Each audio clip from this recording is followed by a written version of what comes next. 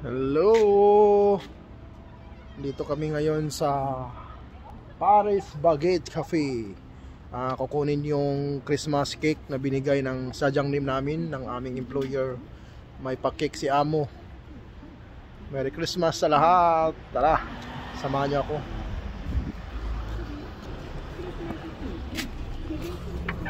Yun, may pa-cake.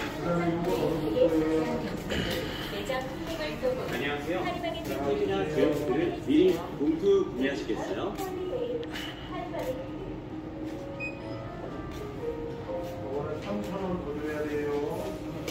Yan mga kasama ko.